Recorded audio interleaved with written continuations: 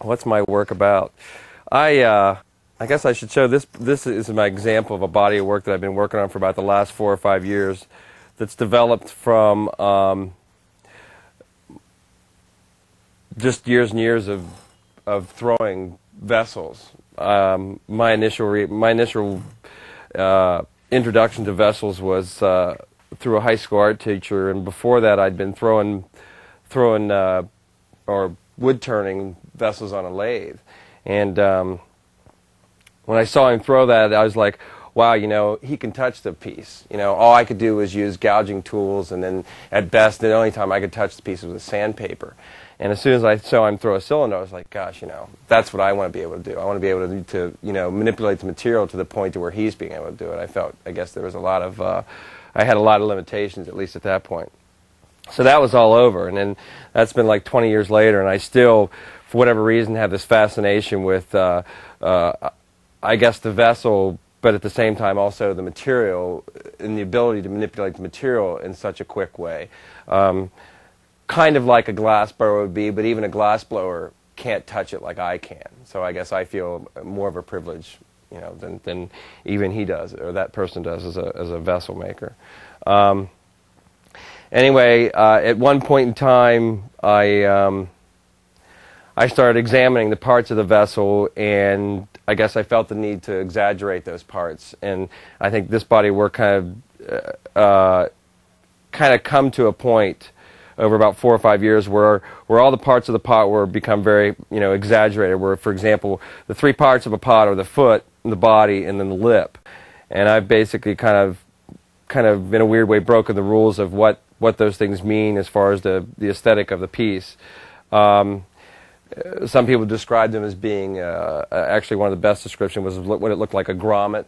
I often get bedpan, which is not something I necessarily care one way or another for, but I can see the relationship, you know, from some people. So at this point, in the process of developing this body of work, you know, each piece seems to evolve from the previous body of work before it. Even within this given, I guess you could say this given idea, like I'd make 4 or 5 or 10 or 15 pieces, and inevitably the next 10 or 15 pieces become influenced by the last 15. And in the process of doing that, the glazing techniques, which we'll see later, I just developed, just like everything else, you know, just by trial and error or whatever. And they've started to look like other things for me. And as well as the forms of the pieces, the glazing started looking like, really looking like stones, or like in some cases really, really weathered metals or whatever. You know, it didn't look like clay, or it didn't so much look like glaze. And in the same time, I started looking at other art forms, and particularly I think jewelry, because these started looking like kind of gem-like. And I started paying a lot of attention to how jewelers were actually making small sculpture. In the meantime, these things started getting placed on the wall to be like a wall piece rather than being a vessel. And I think as much as anything, I did that to try to remove some type of a stereotype that, you know, it's a vessel, it has to do something, and of course it has to set in a certain way. And I wanted to eliminate some of that, and of course I just wanted to see what it looked like on the wall. And so I started showing them that way, and then at that point, again, these started coming more and more into my head because of the fact that it could be presented as a wall piece. I mean, I almost look at this body of work as being like big brooches or big jewelry. I think brooches in particular. But again, I think it's especially once these became on the wall, and they became, as a friend of mine would say, kind of 2.5D. They have a central direction to look at. That seemed to make this become a lot easier.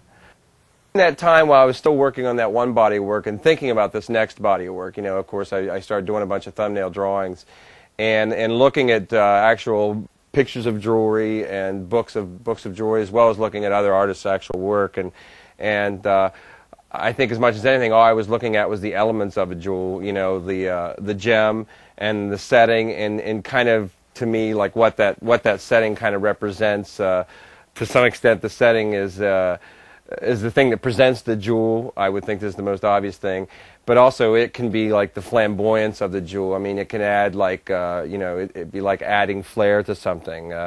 putting a ruffle on a skirt, I guess if you want to call it. So I think in some ways it can become as important as a jewel, and that'll be kind of the thing that'll be interesting to find out is where that takes me as far as the work goes.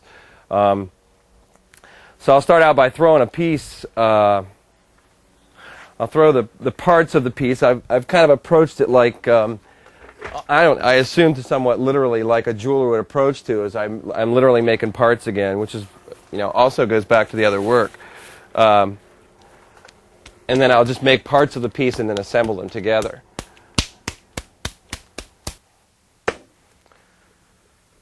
I was trained as a I was kind of trained as or at least I first started studying. Once I started studying to become a potter, I guess to learn how to throw pots. I did it.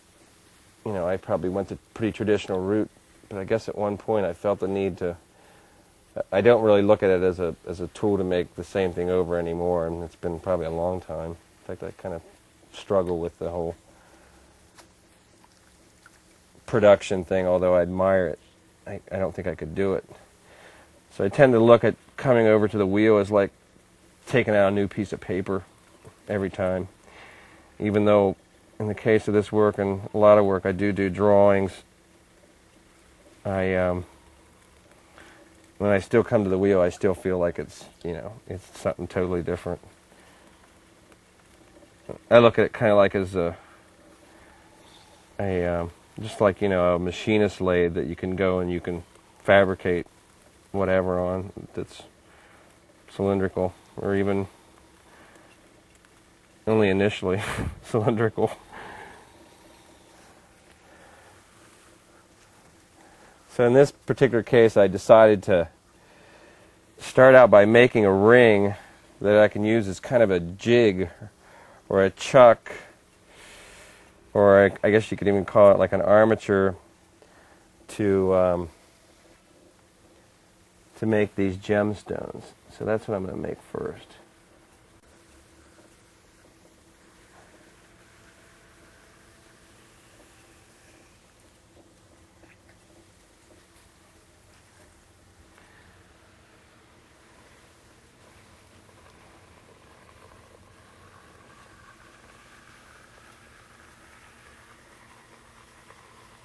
I'm basically just throwing a ring of clay. Just as a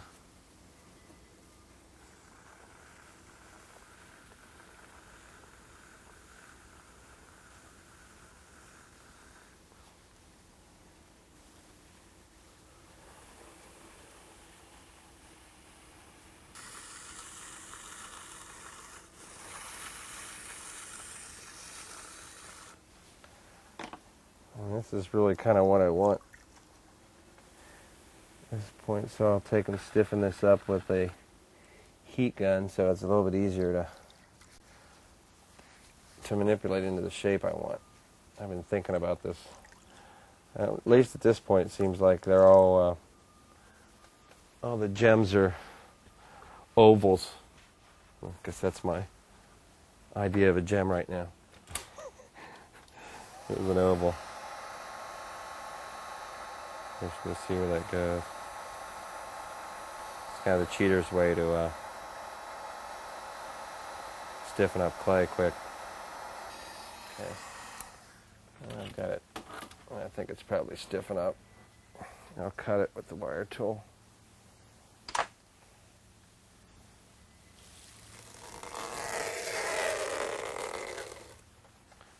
Again, this is kind of like, this is not an actual part of the piece. At least not at this point. It hasn't become. It's just it's just something to make a shape with. Make like a gem.